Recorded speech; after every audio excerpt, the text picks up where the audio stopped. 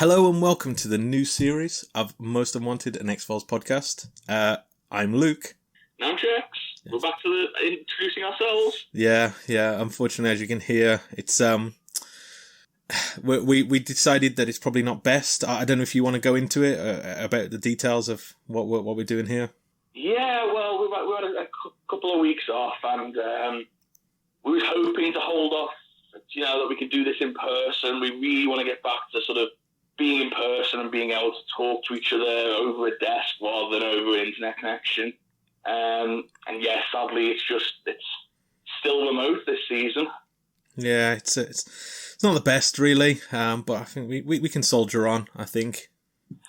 You know what, Luke? Sod this. No, I'm gone. Oh, gone for good. What?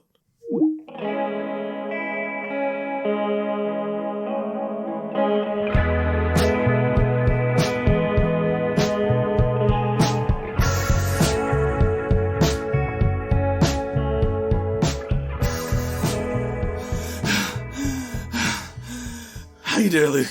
I'm not too bad. You look a bit out of breath. It took a long time to run here, I'm not going to lie. But you know what? I'm sick of doing this remote. I needed to be here. I needed to be with you. Yeah. I needed to, be able to see your face and talk properly. It's so good to get back to normal. Yeah. Oh. Yeah, it's been a long time. How many episodes did we do? I mean, I'm asking this question and we both have no knowledge. How many episodes we actually did remotely? But it's got to be a season and a half, 2 seasons maybe. Yeah, a lot, too many. You know what the best thing about it is? It's that we don't have to deal with that awkward you talk, I talk a situation that always appears on Zoom calls. It's like I said, it's. Every podcast I've listened to has had it, so everybody who's probably been listening has heard it elsewhere as well, where you get that sort of weird delay, so you have to kind of let people finish, and you can't. We should do that anyway. Really, it's probably that's not our style. We'd like to jump in and just get straight in there with a point. We're very excitable, exactly, and we both think that our opinions are more important, as is just the way of the world these days. But anyway, what have you been up to? That's the next thing. It's been a while. Been a while. Wow. Okay, so this is a bit of a weird one because we ended with the film. Yeah. Which is it's insane because it feels like starting a new podcast. Especially because a lot of the time, a lot of the things that we've heard, and we try and stay away from spoilers and whatnot, but a lot of things we've heard is it kind of rises, and then maybe plateaus or drops off a little bit from this point onwards. So yeah, it's going to be really interesting to see what happens. In the meantime, I've just taken a break. I didn't watch any X-Files. I kind of just sort of wanted to sort of get that urge to watch it again. And yeah, what have we been doing? We've had a football competition to watch. Yeah.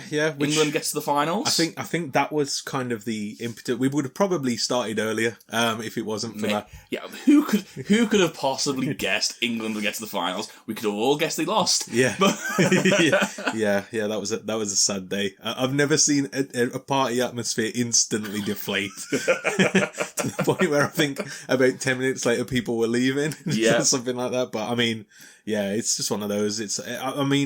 I don't know how many people listening are aware, but yeah, it was the Euros. The last month, wasn't it? God, it feels like a year ago. It feels like a lot's happened. But I'm gonna say against all odds, England got to the final, but they were the favourites from the start. It's just English people that tremendously just do not rate them. I think, we just always expect that if we get to the quarterfinals, we'll be happy. Yeah. That's literally every time we come to a competition, it's if we get to the quarters and get knocked out, it's not too bad. And it's the English spirit, baby. Yeah, honestly, we're so dour about our chances. But we got to the final, and it was a ride on the way there. It certainly was a ride. Have you been up to anything? What have you been up to in the months off? Have you been researching? Have you been getting new podcast techniques? No. No, to be fair, we have we spoke off air, and we won't go into it, but I think we're sort of looking at how we can sort of make the podcast a bit snappier, because obviously we want that sort of, Well, I think we do this every season, don't we? We're constantly, especially when we have a break, we're constantly looking for different ways to present it, different ways that we can do things, make it a little bit better, maybe like expand on things that people like and cut back things that maybe people aren't so fond of. Yeah. So yeah, maybe we try new things over the next. Maybe this podcast sounds a little bit different, but we try new things and we see how it goes. Yeah, but other than that, got double jabbed, so all done now. So that's the one thing that sort of has enabled this, I guess. Is yes. I'm still not quite double jabbed, but I did sadly get COVID on the time off. So I'm naturally immune at this point in time until I get my second jab. Yeah, so but I mean it's not far away now. So we've had some garden parties as we mentioned. I think that was the it'd be the summer of garden parties for us because we literally had about 3, didn't we? Yeah. In the space of 3 weeks. You got to love it. You know what? It's the human spirit. We persevere, and what I will say is that like it's nice that we can do this and we can sit opposite each other and record a podcast and sort of get some normality back. Not everyone in the world's lucky enough to have that. Unfortunately, no. So what I would say is stay safe and like just keep on going, keep on making the best of situations because that's what we do as a human race. Yeah. Make the best of it, and it'll be back to normal soon. Yeah. But yeah, I guess as with everyone, we've not been other than that, we've not been up to too much. I would imagine. So maybe we should just get into it. I am very much looking forward to getting into this. A little peek behind the curtain. We've watched the first 3 episodes as we record this. I'm so excited. I've never been. This is one of the. I don't want to say that I wasn't excited to watch other seasons, but I've never had this amped up excitement when I started to watch this season. I was like, I can't wait, and I think the film helps with that as well because you want to see where it goes after it. I got very excited, and I cannot wait to talk about it.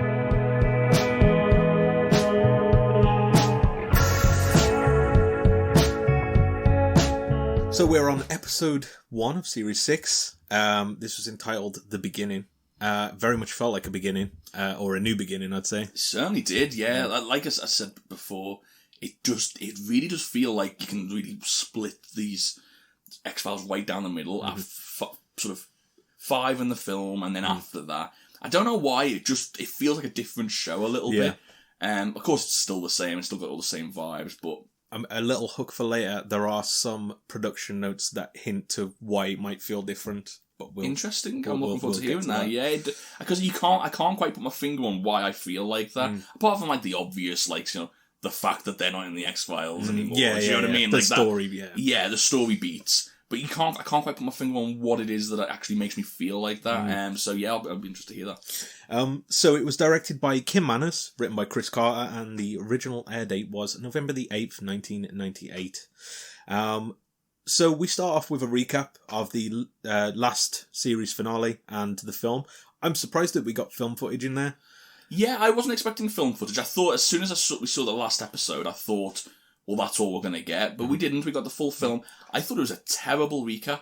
Yeah, I had to read what happened, like just to rejig it myself. Yeah. I read exactly what happened. So I was like, oh, okay. But this recap really did not It was help. A bunch of scenes clipped together of like diving and explosions and things happening. Didn't tell you any of the story. Like, it was really weird. I did wonder what... Like, maybe it's just to sort of go, oh, I remember that, and I can figure out what happens because I've seen this kid's face, for example. Yeah. But, like, they don't even mention, like, what the kid's powers are. Like, they don't mention anything, so a very weird recap, I thought. Yeah. But we start, after the recap, with, we see this group of workers, basically, they're all coming from the Roosh Technology Company, and one of the guys in the van just does not look well at all. A guy called Sandy, who they later call Sandman, which... Very cool nickname. Very cool, yeah. But yeah, he's clearly not doing well. He goes, they drop him off at home and he goes in the house, turns the heating all the way up, and we don't see what happens to him after that. But then the next day, his co-workers come back, and they find him with his corpse like hollowed out basically, and then the one guy who went looking for him gets attacked by one of these claw aliens that we saw in the film.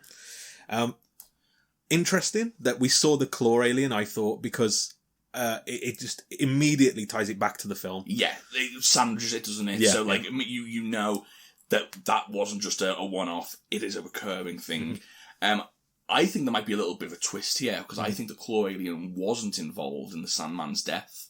Oh, right. I think the Sandman clawed his own stomach out so he didn't have to work for that dick anymore. Because he was the worst. He was not helpful in it. A man who was clearly, like, dying, basically. He's like a toxic employer. Kept on calling them dickwad for, like, wanting to go and, like, have a piss. Do you know what? I thought they kept saying dickwad, but the subtitles kept saying dipwad. And dipwad's fine. That's just a little bit of banter. He's just joking around.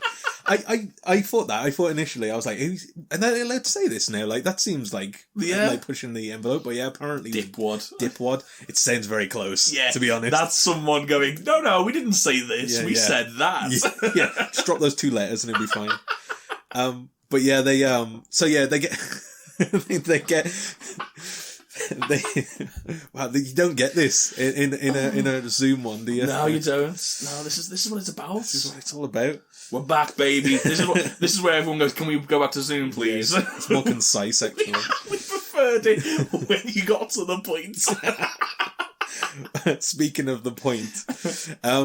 He gets attacked by this claw alien, and then we get into the intro, which, again, this is a small note, but it seemed a lot quicker. It did. Yeah, it did, yeah. I don't know if they're just trying to, like, save a few seconds or something like that for the plot. It's like this podcast. I think they're trying to make it snappier. Snappy, yeah. You just get straight into the point, yeah. Yeah, everybody knows the intro now, just get straight to the story. That's what we want. We don't want, like, the starter. We want the meat and veg. That's what we want. Give us the main course. And speaking of main course, Mulder appears on screen, and he's trying to basically put together these X-Files that have been incinerated after the fire in the office. And he's sort of going through exactly what happened with them two in Antarctica. And he gets called to, he's doing this because he gets called to a panel of his bosses. So we see Skinner and a few other people, and a guy called Kirsch, who we will know a bit more about by the end of this. And he's explaining all this, and naturally, they just don't believe anything that he says. These spacelings, Agent Mulder, they weren't something I saw in Men in Black? I didn't see Men in Black. Well, it's a damn good movie. I thought that was really interesting because Men in Black has got to be heavily influenced by the X-Files. Yeah. And so it must be weird referencing a film that you influenced. Do you know what I mean? Yeah, I get what you mean. Like, there's... Like, because the Men in Black are a thing, like, or they're not a thing, but you know what I mean? Like, the stories of them exist. But, yeah. But, like, the way the film is, it's basically the kids' version of the X-Files. Yeah, like, of course. Not to disparage the film. I like Men in Black, to be fair, yeah. But yeah, it's interesting that they seem to be tying a lot more, again, as we mentioned, we've seen a few episodes later on, but they seem to be tying more pop culture references in lately, so. For sure.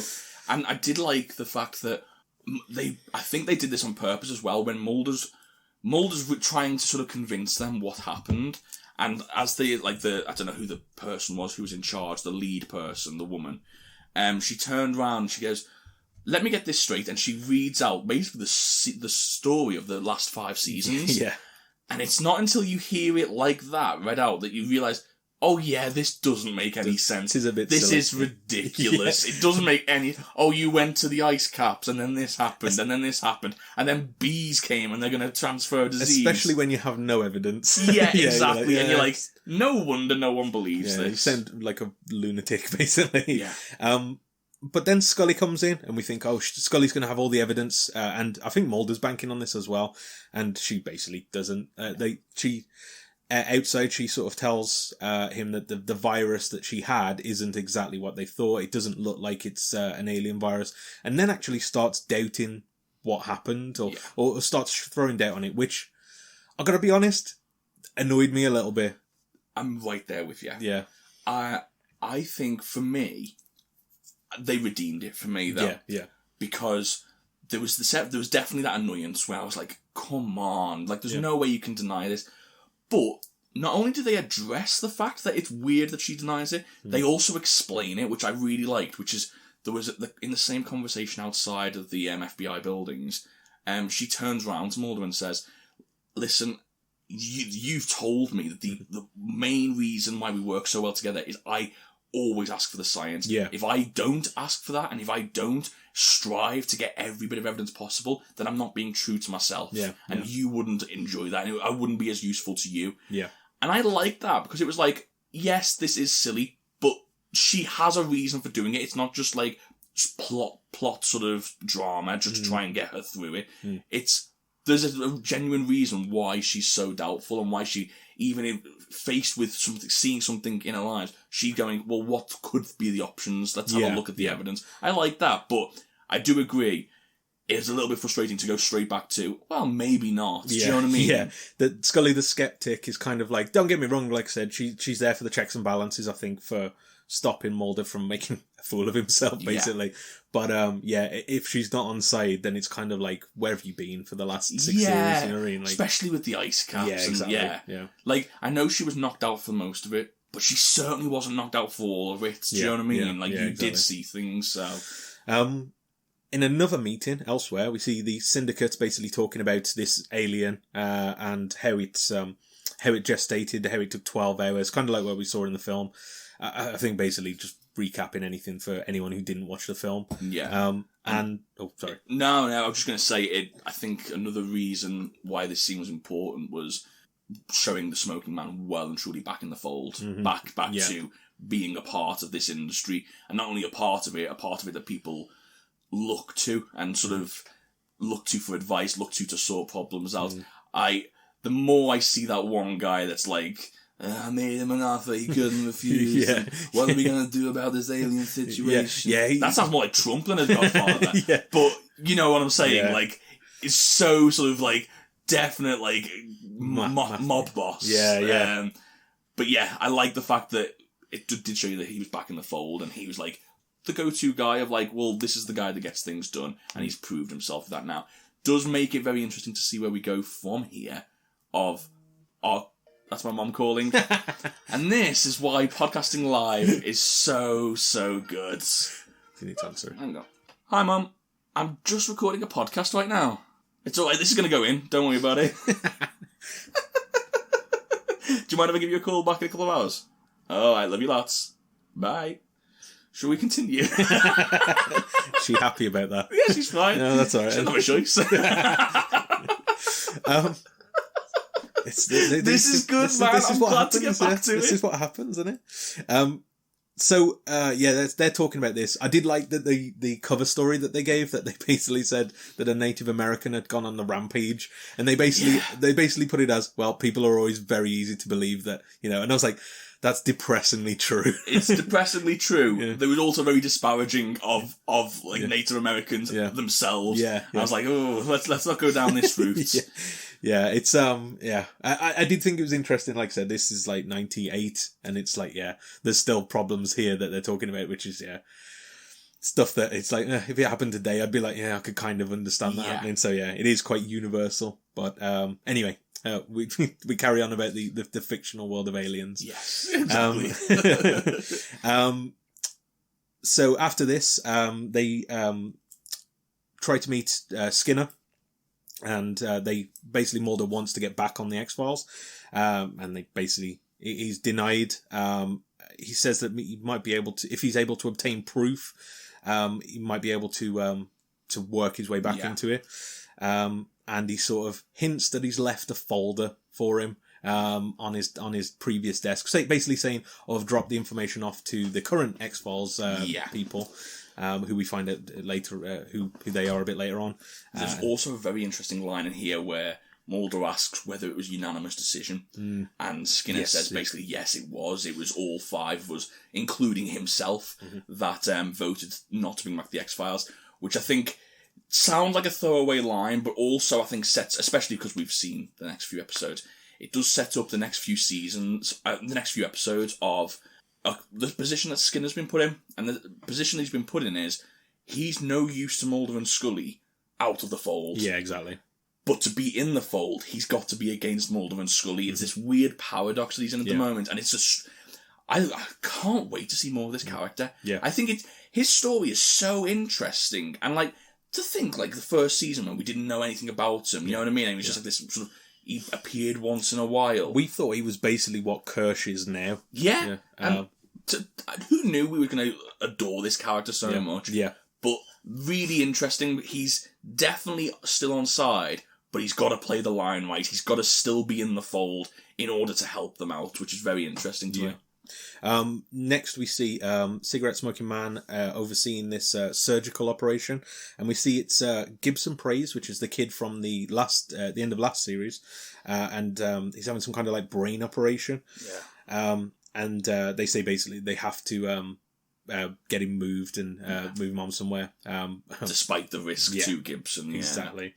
At the crime scene, or where this alien popped out, basically, Mulder and Scully are both there, and they're sort of investigating the evidence.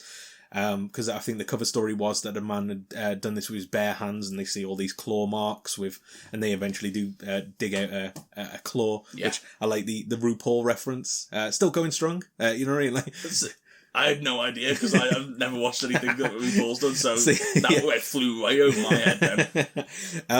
I just thought it was funny. I was like, oh yeah, he was still doing, like, I think of RuPaul as like this new thing because I know from like the drag show. What's it called? Drag Race. Yeah. But yeah, he's been going since like the 80s, I think, or something like that. So but yeah, well, I again don't know that much about him. So yeah, just again a nice little pop culture reference. Yeah. Again, these things that keep popping up.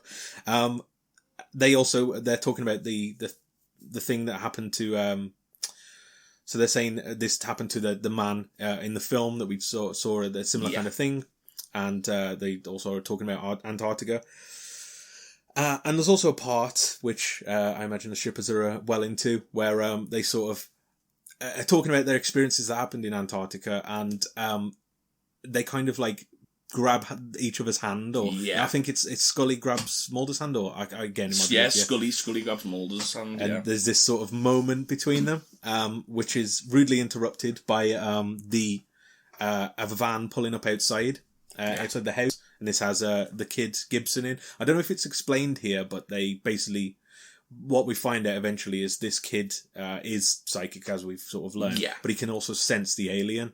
Yeah, it was. The idea I got from it was that he could communicate with the alien. Yeah, and maybe it's just because he can read its mind. Maybe that's the other thing.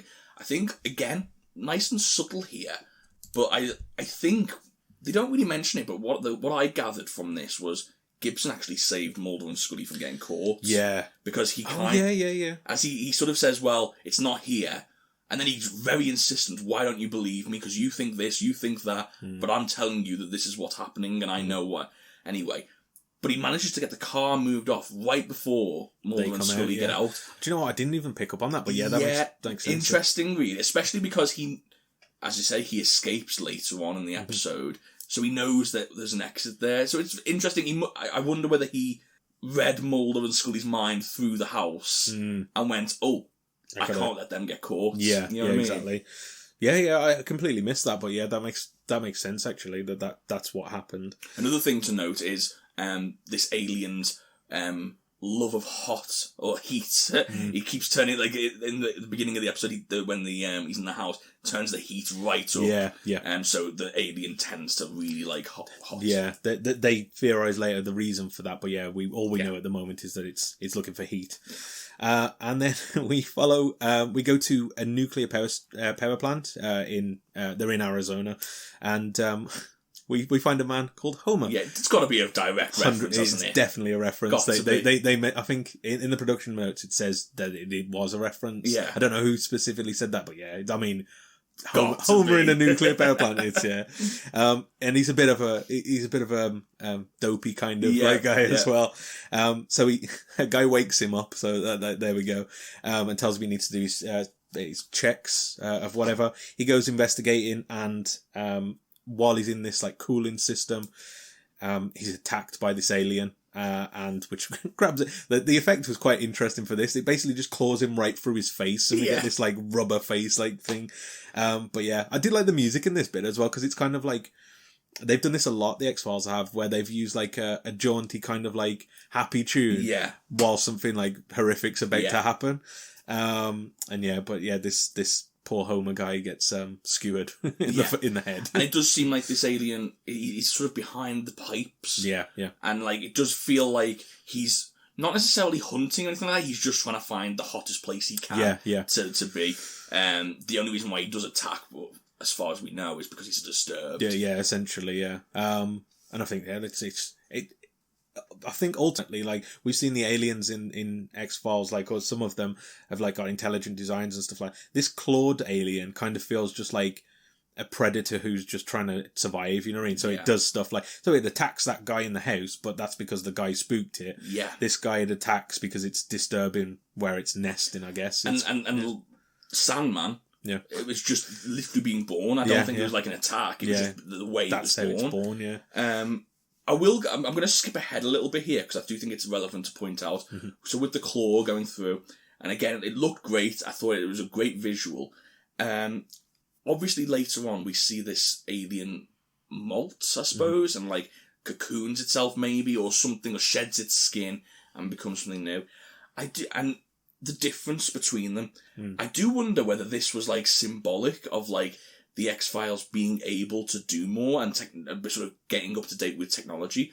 Because if you look at like the alien throughout the episode and then the alien we see at the end of the episode, it very much feels like you've got your practical effects of this alien, and then at the end it looked like in all its CGI glory, and it looked like new and sleek, and you know what I mean? Like it just looked really like someone had worked on it for a while. And I do wonder whether it's like a symbolic of like, this is what you are used to, and now this is us evolving, and this is what we can do now, rather than have people in rubber suits. Do you know what I mean? I thought that was really interesting. I don't know whether that is the way they wanted to do it, but I thought it was really interesting, not just turning the alien into that from the beginning of the episode, but showing that sort of the prosthetics, the rubber arms and stuff like that, the claws, all like the actual effects that they do on set, and then have him turn into something else. Yeah, something like that. Yeah, I thought that was interesting. Maybe it's like, I mean, it's part of the story, but maybe it's more of symbolic of like, what's I think so, Because they don't have to do that, do they? They can just have the alien just rise up and he's grown up, but they literally have him shed its own old skin. Yeah. There was part I missed. It's not as such, but basically, earlier on we find out who has taken over the X-Files, and it's Agent Spender and Fowley. Fowler, Diana Fowler, is it? Who Mulder's quite annoyed that Fowley's done this, and he thinks she's basically betrayed him, and Spender is just being Spender, I guess. I love how like Spender's like put up as the new Mulder, and then very quickly goes, no, I'm here to disprove all of this. This is the new Mulder, and that's how they introduced Fowley. Like, I thought that was a really nice like bait and switch. Yeah, exactly. Yeah, very interesting. I'm looking forward to seeing what happens with these two. They set it up at the sort of throughout this episode as they're there to destroy the X-Files. They're there to debunk all these things rather than solve. They're working with Cigarette Smoking Man and that to But maybe, as we'll later go into, maybe that's not quite why Fowley's there. Exactly. I needed to explain that because Mulder and Scully go to the power plant, and that's where they meet Special Agent Spender, and he basically tells them to get lost. They're not part of this. Yeah. You know what's interesting as well? Spender is a direct sort of you can directly compare Spender to Scully because as much as they're two complete opposite people, let's not forget that's what Scully was sent to do. Scully was sent by the same people as Spender was. Spender's just doing his job that he was assigned to do more. Just doing what he's told rather than like using his own brain. Yeah. But Scully was sent by those people to debunk Mulder. Yeah. And it just didn't work out that way. So it is interesting to see that sort of the two roads you can take. You know what I mean? Mulder and Scully both go dejected back to their car, and that's where they find Gibson, who's unconscious in their back seat. They sort of nurse him back to health. And he sort of explains how he escaped, and he quite rightly says it's pretty easy when you know exactly what people are thinking. It's like, I guess so. I like this little kid. This little kid's great. Honestly, he drops so many truth bombs as well because like he knows what they're saying. So he's like, "Oh, you think I'm a Frankenstein?" Like, no, that's not. I would never. No, that's not what I'm thinking. It's like I literally can. What are you thinking? You think they were butchers? Yeah. But this guy, he's just. I mean, it makes sense. To be fair, I was thinking about this while I was watching it. If you could hear people's thoughts, keeping things to yourself makes no sense anymore. No, you might as well be frank about it. Yeah, because like you can hear what other people say, whether they say it or not. So yeah, you're gonna be completely honest because what's the point? But anyway, so he's looked after by Scully. And they say he's got an infection and a fever and they need to go to a hospital. His head looks gnarly as well. It's like a huge scar all stitched together. Yeah, it doesn't look great. I mean, the prosthetics look good. Yeah, but the actual what it's portraying is not great. I like the way Mulder deals with Gibson as well, where he's just like Mulder kind of takes the approach of, okay, well, he can read my mind anyway.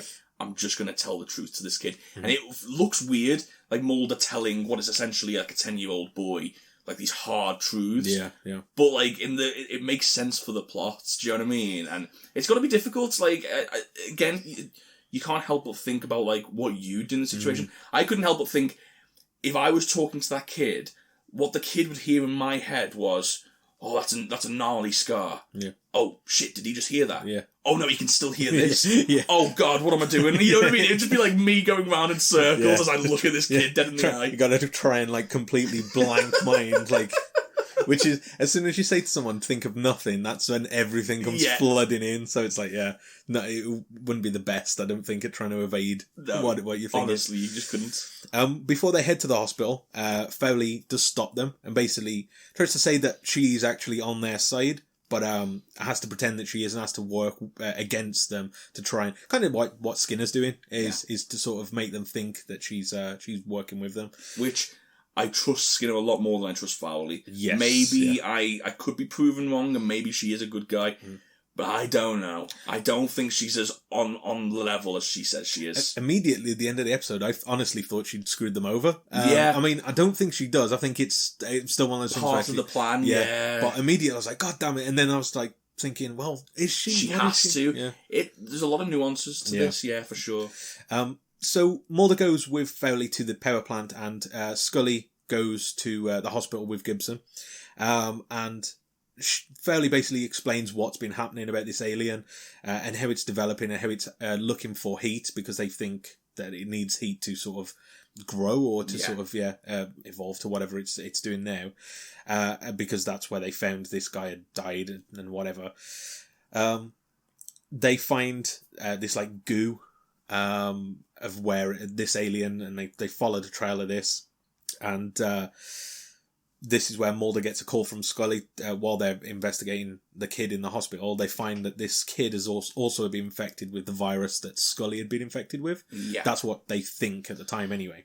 And there's a lot of doubts about this as well, because Scully mentions a lot of stuff about it being part of his DNA rather than like something that like actually has been infected in him. Mm-hmm. So maybe like... It's basically puts a lot of doubt on everything they know, and I think it's just that seed of like, we don't know the full picture yet, so we can't just assume what's happening. Yeah. While this is happening, somebody who works for the syndicate basically takes the kid because they leave the kid on their own. Like this I was just absolutely baffled by this. Like, so Scully goes off to call Mulder about this information, leaves the kid just on his own, and then she's flabbergasted that he gets kidnapped. I was like, have you ever watched The X-Files? Because, like, people, as soon as you leave somebody on their own, they either get killed or kidnapped. Yeah, especially the kid that got into your car from being kidnapped. Yeah. Like, literally from being kidnapped by a government conspiracy. I love when Scully's like, oh my God, a kid's missing.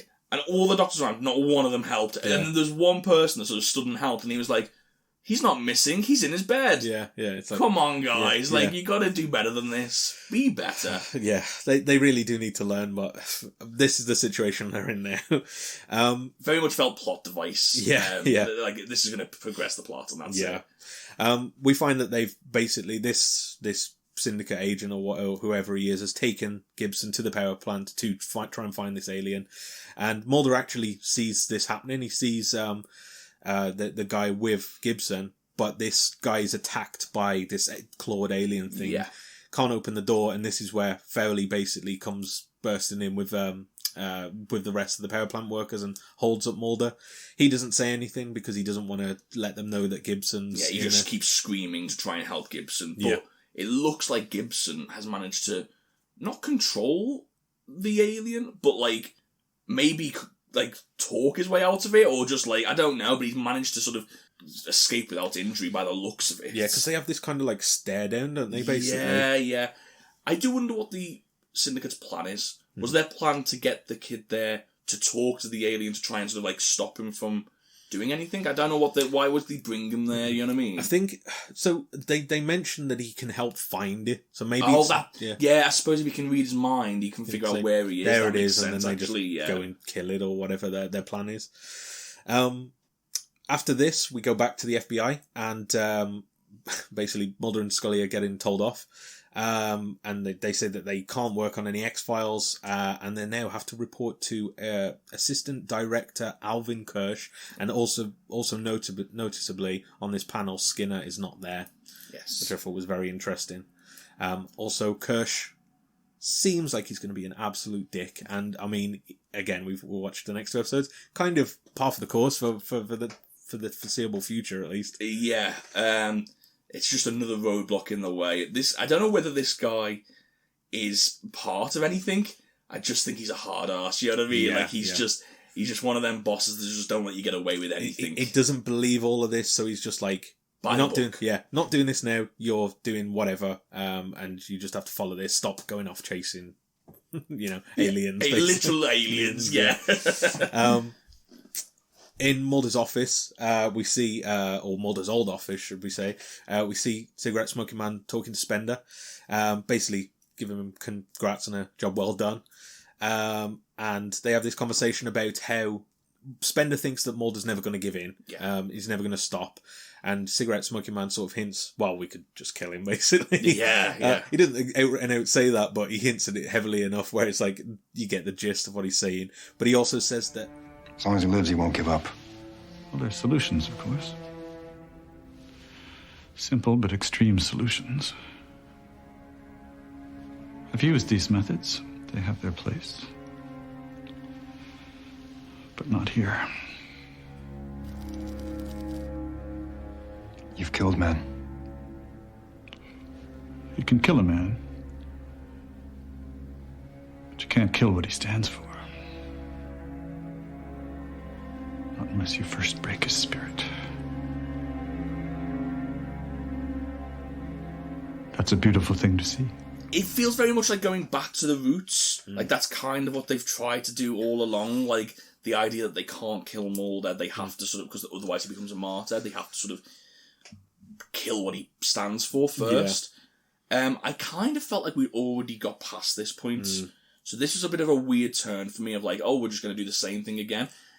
And I'm a little bit confused by Spender as well, because as much as Spender is a by the book, like, just job's worth, he doesn't strike me as the guy that's like, oh, let's just off Mulder. Do you know what I mean? Yeah.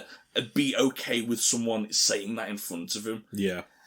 He doesn't strike me as that kind of guy, and maybe I'm wrong, but, like, I don't think it was ever indicated to us that he was, like, a bad guy. He was just not a non-believer, just didn't believe any of this, and was just kind of just like fed up with his role in the job. Mm-hmm. So yeah, I think I've got to get used to that sort of dynamic first. But again, a great line. It was a cracking line, and we know what their plan is going forward now.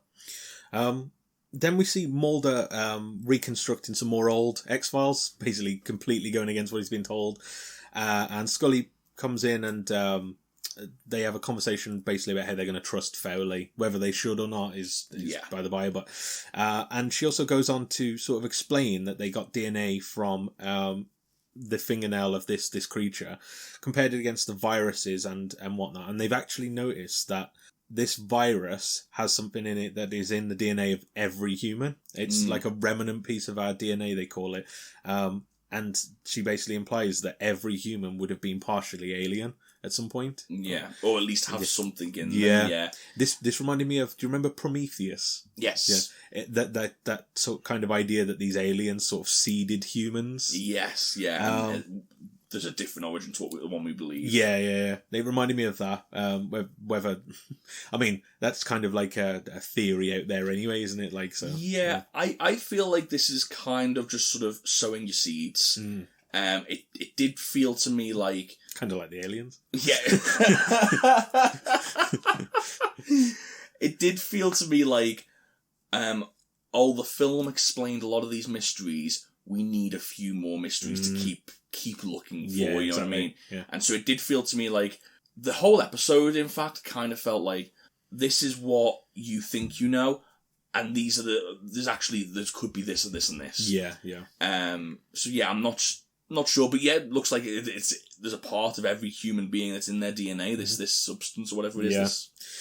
Yeah. And then the final scene, we see Gibson hiding in this power plant, and as we look into this water with the cooling rods in, we see this alien, this clawed alien, kind of molting and the skin coming off, and then when it's finally all done, we see this grey alien, like the old school aliens that we'd seen. And it's the best it's ever looked. Yeah. Especially in this show. Like, we've seen some dodgy aliens in this show, like literal just men in rubber suits. This looked fantastic. I did think it looked a lot better. It was a nice ending shot as well, it floating in like the cooling.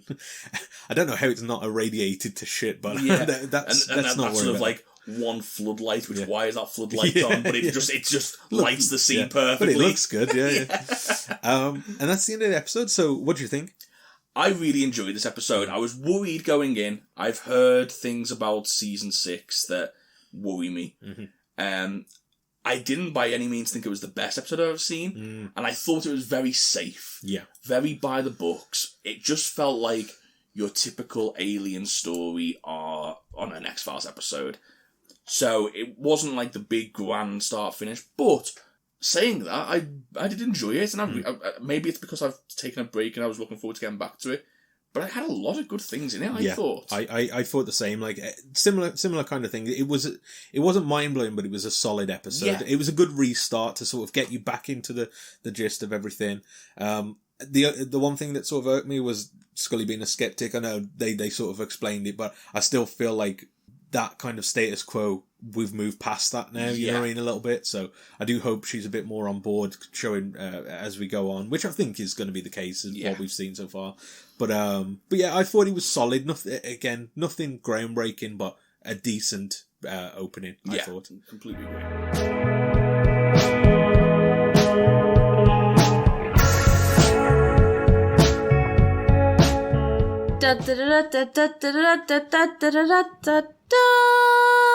Luke's production notes. The Beginning was the first episode of the series to be filmed in Los Angeles, California. The move was instigated by David Duchovny, who portrayed Mulder. What? I should have edited these down, maybe. In order to increase his opportunity to find movie work, as well as to give him a chance to be nearer to his wife, Tia Leone. Series creator Chris Carter opposed the move. Others, like series director Kim Manners and Gillian Anderson, supported the move but were less vocal than Duchovny. Fox Network's officials eventually made the decision to film in California. I love that you're giving that little bit of information about Chris Carter there, because I wonder how much that influenced the next episode of this. You're going to be hostage. No, I'm not even thinking that. The next episode, season 6, episode 2, is about just this thing that just gets in your ear, this annoying thing that makes you go to West, makes you go to the coast of California, and you just gotta go because it's in your ear constantly. I didn't pick up on that at all, but now this definitely feels like he's Bryan Cranston in this. He's cast himself as a Cranston. If he wrote it, then that's too on the nose. Now. He literally has to drive. They literally say, "Why do you have to drive to California?" And everyone goes, "I don't know." A little hint into next week's episode, guys. Maybe you're right.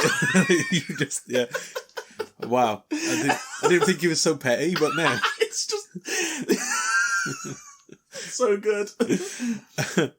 According to Andy Meisler, the very first shot of the season, a long look directly into the bright sun shining on a barren desert, was designed to boldly announce the show's arrival in Southern California. Yeah. I didn't even pick up on that at the time that it happened, but yeah. I mean, if you're trying to change the motif of the show, then yeah, that makes sense. Again, and it even though we don't pick up on things like particular things and like the isolated events, we've both said we've picked up a vibe, and this all adds to that vibe.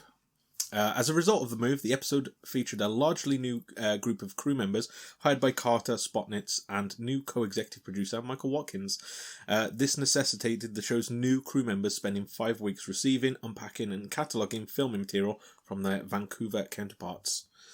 So there was a complete change of the production staff as well. I think all of these are adding up to the new feel, I think. New location, new production staff, and then finally, on that same point, because of the shift from Vancouver to Los Angeles, some fans of the series were alienated. Many accused the show of Hollywoodizing the series by adding notable guest stars, as well as making the plots simpler and more enjoyable for larger audiences. According to Space.com, a number of fans of the show specifically loved the moody ambience filming around Vancouver lent the series, which the sixth series reportedly lacked. So there you go. I think those are the contributing factors to why it might have felt a bit different. Yeah, I can see that. I'm not sure that's going to be too much of an issue for me. No. Of like Hollywoodizing. But then maybe it was a bigger deal back then. I don't know. Like, it just feels like imagine me getting annoyed at Game of Thrones for Hollywoodizing. Do you know what I mean? Like yes, they spent $1 million on the first episode, but they spent $10 million on the season 9. Like, it just feels like part of the way the world works now, so maybe I'm numb to it. I think it's the cool band syndrome, you know what I mean? Yes. You get into a band when they play bars or, like small clubs and stuff like that, and then all of a sudden they become popular. I always think of like Kings of Leon. They became popular off one album, you know what I mean? And they exploded into like the biggest band in the world. And there's so many people who like detest that change. Yeah. Whether it's because they don't like the slight change to their music or how they change with that, or is it because it became a lot more popular from this point and it's kind of like we're not the cool. Yeah, you didn't go through some of those first season episodes that we had to. Exactly, yeah. I wonder if it's that kind of like you've not paid your dues, that kind of thing. But who knows? I don't know if it might be warranted. We're only 3 episodes in, so it might be. We'll get to like episode 5 and I don't know. Do you guys even know Toombs' middle name? Yeah. But if Bruce Willis turns up in like an episode, we'll be like, okay, fair enough. Are you calling all X-Files fans gatekeepers? Is that what's going on here, Luke? Are you... I'm not saying it. I'm just saying space.com. They've got a strong stance. It is interesting because it was again, I can understand something that's so beloved and so cult essentially changing a lot of the things, but what makes it like being filmed in Canada, it did add a vibe, it added a mood to it, and to change that, I can understand why people get upset. And to be fair, like, we joke around, but I don't think it is that. I don't think it's too much of like you said, the band getting big thing, because from what I've experienced since we've got into X-Files in 2018 or whatever it was, I've experienced nothing but like excitement for us that we're getting into it. Do you know what I mean? Yeah. And I've not experienced anyone sort of judging us for not watching it the correct way or not having the right views. You know what I mean? It does seem to be, whether this wasn't the case at the time, I'm not sure. Yeah. But it definitely feels like a more accepting sort of fandom of like, get into it. Join us and enjoy what we enjoy. And it's been a good experience for me. So yeah, I wonder whether it is just the mood. It's interesting to see, but it just feels a bit an alien to me to get annoyed by something like that. Yeah, for getting like more popular, I suppose. Yeah. It is weird, but I can see it, but also, it doesn't never really bothers me. Yeah. Spotnitz said that the hardest part about writing the beginning was the task of not only segueing from the movie, but also tying the story from the previous season's finale. To accomplish this delicate task, the writers brought back characters like Gibson Praise, Diana Fowley, and Jeffrey Spender, none of whom were in the film. They must have been annoyed about that. They missed out on that paycheck. As well as those who had been introduced in the films, like the Claude Alien. Carter claims to have thought of the episode's rough plot about 2 years prior, when he had been developing the plot for the X-Files movie. I think it worked really well. Yeah. It did sort of seamlessly sort of didn't link those two together. It didn't feel forced. No, like, not at all. nothing felt forced into it. The character Sandy, who was killed in the teaser sequence, was played by the show's casting director, Rick Milliken, at the request of Carter. Milliken later joked that he spent most of the shoot on the phone casting others for future X-Files episodes. So there you go, a little cameo for you there. As we guessed, one of the nuclear power plant workers is named Homer, which is a reference to Homer Simpson from the animated series The Simpsons. There you go, so they've both made references to each other now. Yeah, exactly, yeah. You know, I scratch your back, you scratch mine. I think it's around this time where the crossover happened as well. I think it was like 97, 98. So, okay. Yeah, so I think they've actually done that sort of, yeah. Yeah. The scene in the Arizona suburbs were filmed in Valencia, California, because the producers wanted something really Edward Scissorhands. Now, it's funny that that's mentioned. Do you know at the beginning? Yeah. It's funny that that's mentioned because just before we start recording this, I just randomly put the telly on, and on Channel 4 was Edward Scissorhands. Yeah, it was. Yeah, I watched a little bit of it. Did you see the houses? Like how they were sort of like painted? Oh, God, yeah. Yeah, I hadn't even... Yeah, that makes sense. Now seeing it, because I've never watched Edward Scissorhands all the way through. I've like seen bits, but seeing that, I was like, yeah, I can see that. And it's also like that. I mean, this is going to be a terrible American geography as it is, but like, you know, like in like some of the more desert states where you've got like those like green little communities on a desert backdrop, a dead and derelict backdrop, and it's similar to Edward Scissorhands, where you've got like that little neighborhood with the big castle and the big sort of like dark mansion in the background. Yeah, exactly. Yeah, that's interesting. That is, and then you've got literally a clawed monster, like you know what I mean. I like the Edward Scissorhands of it. But also, I wonder whether that indicates more to what you were saying, where the alien might not be a bad guy as such, just a different guy. True. Do you know what I mean? Because Yeah, Edward Scissorhands isn't the bad guy. Yeah. He's just misunderstood. Yeah. And from what we've sort of like, maybe the alien wasn't necessarily a killer. It's just being attacked. Yeah. You know what I mean? Because all we've seen is the Syndicate try and hunt it down and kill it, but we don't know why they're trying to kill it. Maybe this alien is, because we've sort of... Maybe it's got goss on them. Yeah, well, there you it's go. It's like, got some tea. Yeah. It's like, you know what? You know, the Syndicates. I heard that they, you know, that thing. What thing? I'll let you fill in the blanks of what they do. You know, the Syndicate does nothing. They do that thing, yeah. I heard they don't indicate an island. Oh, I know how a problem that is now. I mean, just really like completely off episode. Talking about driving.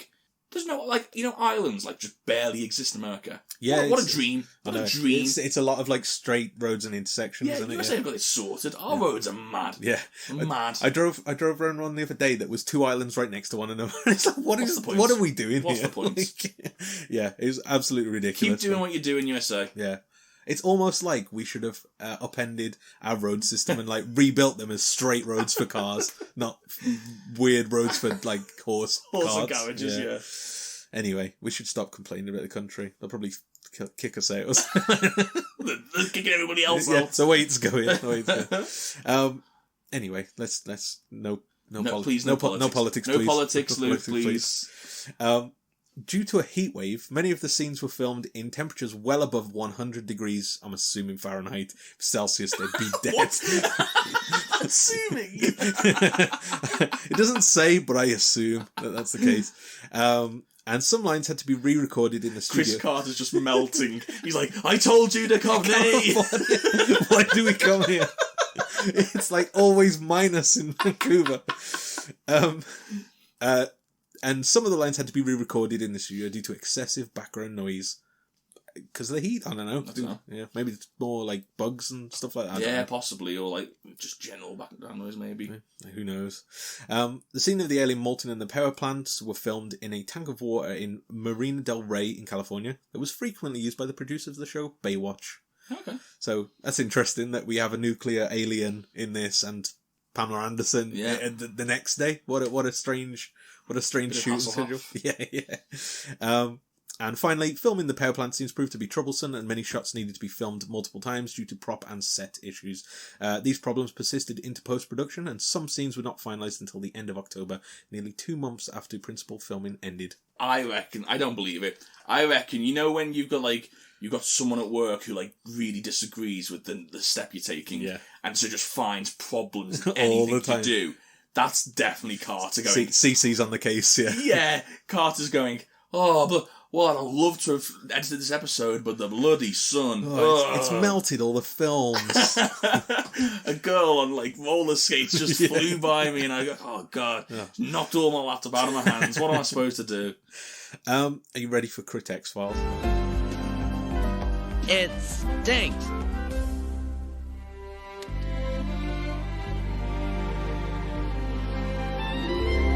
Welcome to the Critic Files. So what would you give this episode number rating? Was it out of 10 that we gave this? Yeah, out of 10. You can do decimals as well. We've done decimals. I'm going to go with a solid 7.5. I have also given for a solid... I think that makes so much sense. Yeah. Like, I've never seen a more 7.5 episode. That's what it felt like to me. This was the easiest score I've ever had to give because it was like, it was good. Yeah. It wasn't groundbreaking, so 7.5. Easy. I'd have been disappointed if you'd gone anything else because it's just so... It's 7.5. Well... what I want is that anyone who is listening, tweet in and tell us what your 7.5 rating is. Yeah. Because it is 7.5. Yeah, I mean, it's it's definitely 7.5. If it's not, you're wrong. Well, IMDb might be wrong.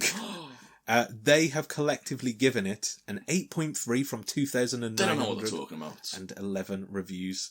So 2,911 people. They can't get their averages right. No. They've got some jokesters put a few tens in there, thinking it's funny. It's not funny. Yeah. Okay. Or you're throwing the average off. Yeah. Stop ruining it for everyone. Bring us to the 11 at the end. Critical response for the episode was divided as reviews ranged largely from positive to negative in the book. The End and the Beginning, the official guide to the X-Files. Andy Meisler wrote that some fans and critics responded positively to the beginning, most notably because the episodes functioned as a particular... God, there's a lot of long words in this one. A particularly artful and effective way to launch the series' new season and era. Not all reviews were positive, however, as Robert Sherman and Lars Pearson, in the book Wanting to Believe, rated the episode 1 star out of 5, writing that the beginning...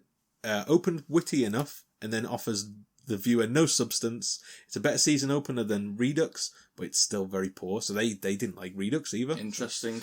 I see their point of view in the sense of like it was cookie cutter. It was very much just bog standard X-Files episode. Mm-hmm. But I don't necessarily think that's a bad thing. No, I think sometimes, especially when you're coming back into it. I mean, for us, it's like been 3 months since watching one, so it's kind of nice to have this sort of gentle start back, I suppose. Interesting way of what everyone thought of it. But that's everything from this week. Okay. Well, how about we've been away for a while. Let's go through a couple of the emails we've got. Stop segment. Welcome to Dan's Twitter Corner. Stop segment. Well, I think we're going to do emails and tweets a little bit differently from now on. We're going to try, maybe not put them in every episode or every other episode. Maybe do some mailbag episodes. And we've not really figured this out yet. No. We're kind of just doing it on the fly. But just try and make these episodes a little bit shorter, a little bit snappier. I think maybe a few mailbag episodes through the season. Yeah. So definitely still keep tweeting us, still keep getting in touch. We'll get back in touch with you anyway, and we'll read everything. But yeah, maybe we'll save them up for a little bit of a mailbag episode instead. So that we'll do that. But because this is the first episode of the new season, we might as well get into a couple of... We'll just select a few. There's a lot of people saying welcome back to us, and we put up a little teaser saying that we're going to return. There's a lot of people saying that they're looking forward to his return, which is lovely to hear. I'm glad that you're all looking forward to it. We did have Meredith get in touch, saying that she's obvious. She said, obviously I'm behind, but I was so thrilled with your discussion on Postmodern Prometheus, which I believe was your number one film when you rated. I think so. Yeah, it was my number one. Yeah. It's been a while. Meredith also goes on to say it's my very favourite episode. It makes me laugh and cry. Any show that brings out such emotion is something special. And she's put the picture of Mulder and Scully dancing there, which I think is an iconic image. Every time you type in like X-Files for GIFs or anything, it's one of the first ones to pop up, and that's how I judge how iconic an image is if it's the first GIF in GIFly or whatever the keyboard thing is. Yeah, it's so true. I wouldn't mind hearing, especially if we've already seen it. Like, what is everyone's favourite episode? Have we already seen it, or is it still to come? Because I know, like, a lot of the favourites are in the first 5 seasons. When you see, like, the top 5 lists and stuff like that. So let us know, like, what was your favourite and what's everyone else's top 5 list, maybe? And if it's upcoming, just to let us know, because it'd be interesting. Let us know a title, because then we can look forward to seeing that episode. We had a Toby, I hope he doesn't mind me saying his Twitter handle, I don't think so, at randomgamerma, said, I discovered your podcast a few days ago and really like it so far. I'm rewatching the show, and seeing you both go through the journey for the first time has been great, which I know we say it all the time, but I love hearing that, because that's exactly what we built this show for. Essentially, yeah. It was always from this, let's watch something we've never watched. And, it's very, especially 2018, it's very difficult to start a show and ask someone to go back 30 years and watch a show from scratch with us from the start. Yeah. So we knew if this show was going to get any traction, it was going to be with existing fans. And then, even on top of that, asking existing fans to bear with us as we learn what the show is a tough ask. As they're probably laughing at our theories and suggestions, like, it's nowhere near. But what can I say? People seem to like really enjoy and almost live vicariously through us, which is just so. I love hearing those comments. Jen Shep got in touch. As per usual, lots of smiling, laughing, and yelling during your predictions episode. So I assume we've got a lot of things wrong. A fun wrap-up to a great season. Enjoy your break, and I sure hope you all are able to get together in person again soon. See you on the flip side. Good news. We did. Yeah. We're here. And honestly, it's been so good. It does feel different, you know, different in the best way possible. Don't get me wrong, I liked that we could carry on through all that, but yeah, it's not the same, is it? No, not at all. So we had... Kathy got in touch and said, since I know... sorry, I was reading the one. Your predictions episodes are always so much fun. Enjoy your break, which, thank you very much. We definitely did. I'm excited to get back to it. Yeah, definitely. For sure. And then last, but certainly not least, we've got Ray that got in touch. For Luke, another Postmodern Prometheus tweet. For choosing PMP as his number 1 for season 1 to season 5, and a lot of clapping emojis. This scene is an improv dance by David and Gillian. The twirl part even deleted in an interview with David. He said this is his fave and wished X-Files would end this way. I've definitely seen that before. I think someone sent it in to us, didn't they? But yeah, the iconic sort of like fall, which we didn't see in the episode, it was a deleted scene. Yeah. It's an interesting way to end the show. Like, I can definitely see that being a way to end it. But I wonder if they call back to it at any point. Like, that would be interesting. But yeah, I mean, who knows? Who knows what will happen in the future? Yes. And as we were saying, a few people have sent in their top 5 when we was talking about our top 5 episodes.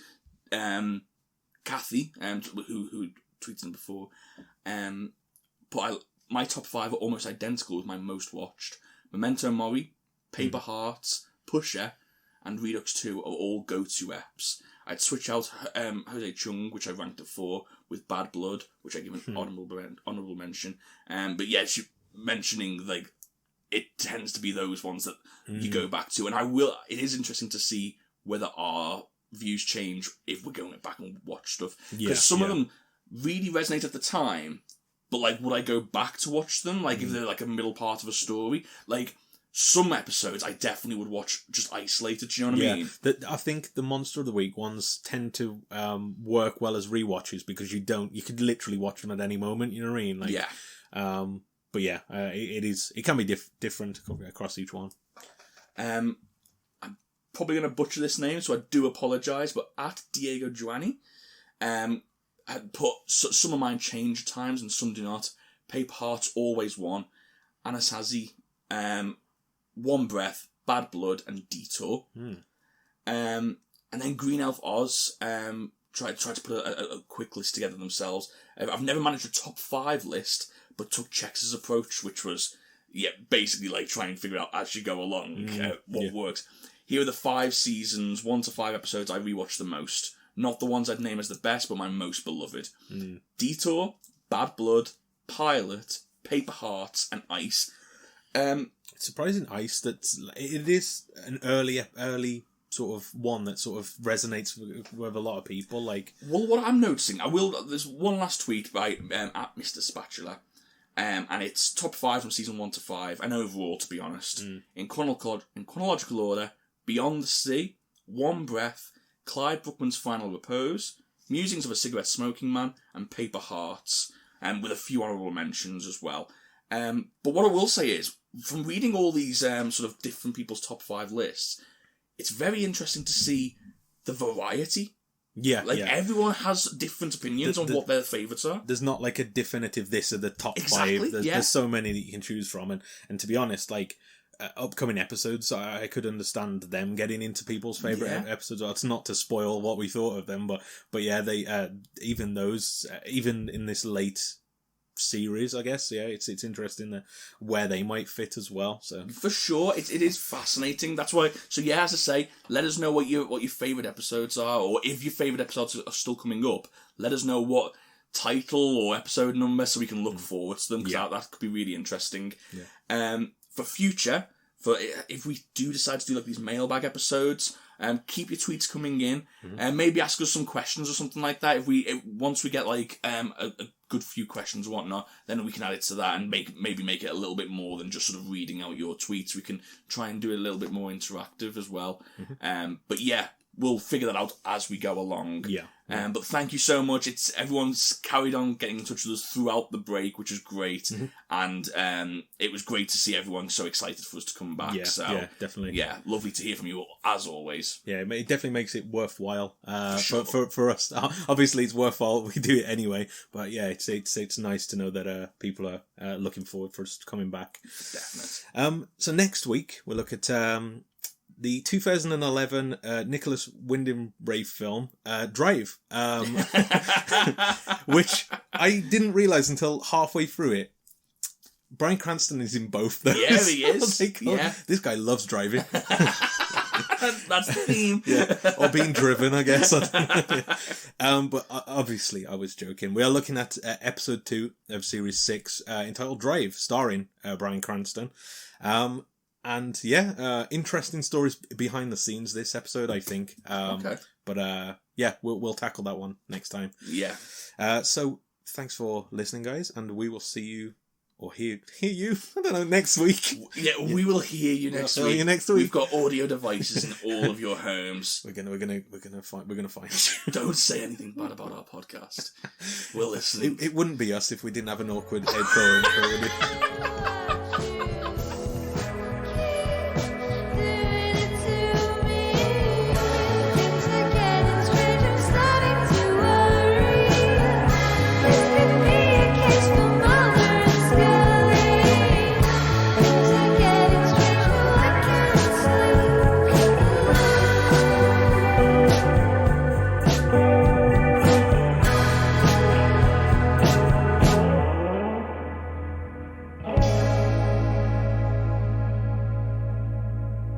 That'll do. Why did we get so threatening? Time.